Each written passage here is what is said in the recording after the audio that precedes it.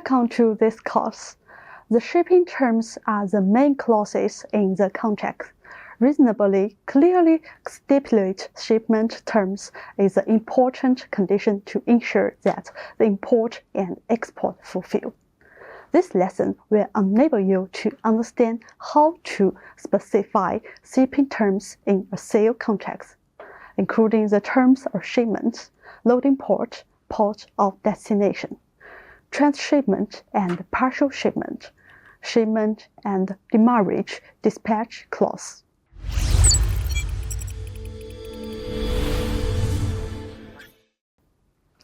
Shipment time refers to the seller to deliver the goods to the buyer or courier period.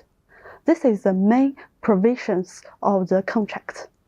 The CISG stipulates that the seller must deliver the goods within the time specified in the contract.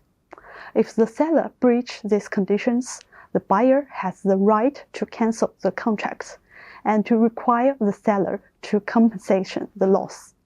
So, how to stipulate the shipment time in a contract?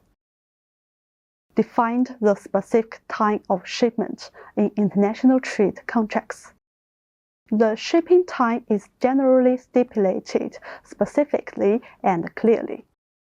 It can specify a fixed period of time or a deadline. Combined with payment, it can set a time period upon receipt or payment. Here are some examples. Shipment during May 2024. Shipment before the end of July 2024.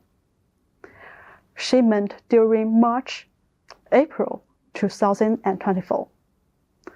Example 1 stipulates a fixed date.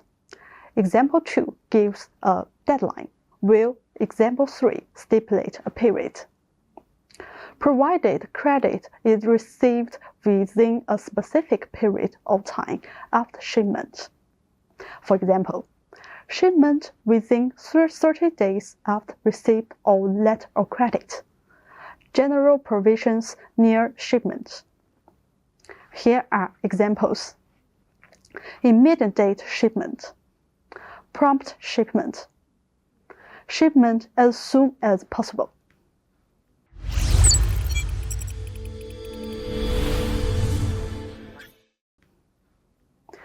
Port of shipment, or port of loading refers to the port where the goods are initially shipped in order to facilitate the seller's arrangement of shipment. Port of shipment is usually proposed by the seller and confirmed by the buyer. There are three main ways to determine port of shipment. Firstly, the contract will clearly specify a certain port as a port of shipment. For example, the port of shipment, London. Secondly, contract must specify one or more ports as a port of shipment. For example, the port of shipment, Shanghai, Qingdao, and Dalian. Thirdly, if a specific port of transport cannot be determined at the time of negotiation or signing contracts, it may be specified as a port of a certain country. For example, China port, Indian port. Port of destination. Port of destination or port of unloading refers to the final unloading port specified in the sales contract. The port of destination is generally proposed by the buyer and confirmed by the seller. According to different situations, one or more ports of destination may be specified.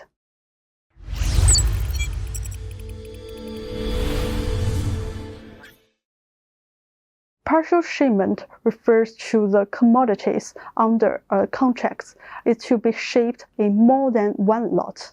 The contract and the letter of credit stipulate by wording like partial shipments allowed.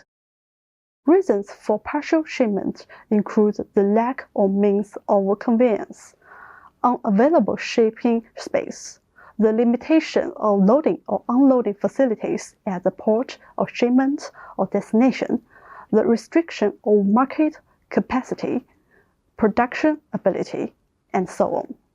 According to UCP 600, a presentation consisting of more than one set of transportation documents evidencing shipping commencing on the same means of conveyance and for the same journey, provided they indicate the same destination, will not be regarded as covering a partial shipping even if they indicate different dates of shipment of different port or loading places or taking in charge of dispatch.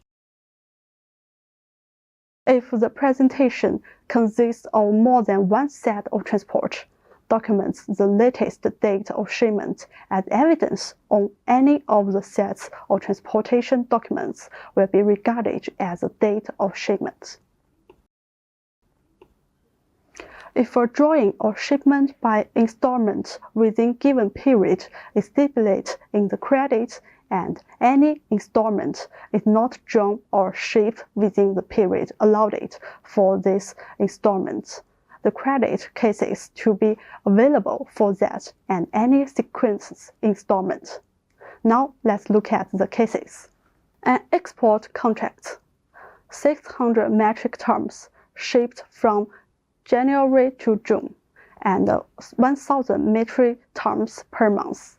The seller shipped 1,000 metric tons per month from January to March, and the bank has paid accordingly.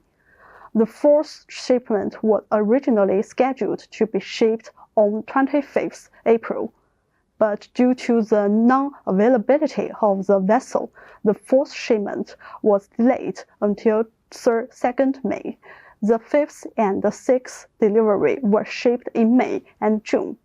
As required, which payment of the delivery could be refused by the bank according to UCP 600? According to UCP 600, it's obvious that from the fourth batch, all of them will expire and the banks can refuse to pay for goods in April, May, and June. Have you reached the same conclusion? Congratulations!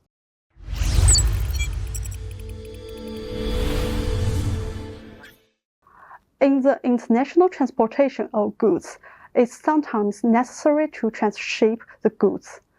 Transshipment refers to unloading and reloading from one vessel to another vessel during the course of ocean carriage, from the port of shipment to the port of destination stipulated. Reasons for transshipment include ships of direct sailing being not available, direct sailing being few and far between, no suitable ships available at the stipulated period, destination not along the sailing route of the liner service, and so on. In order to clarify responsibility and facilitate the arrangement of shipments, the contract should specify clearly whether transshipment is allowed and who is responsible for the expense of transshipment. That is, see you next time. Exercise. Please indicate which method is used in the following shipping time terms. Shipping in August. Shipping before the end of February. Shipment on 10th March 2024. Shipment during May, June, July in 3 equal month lots. Shipment within 30 days after receipt of the relevant letter credit.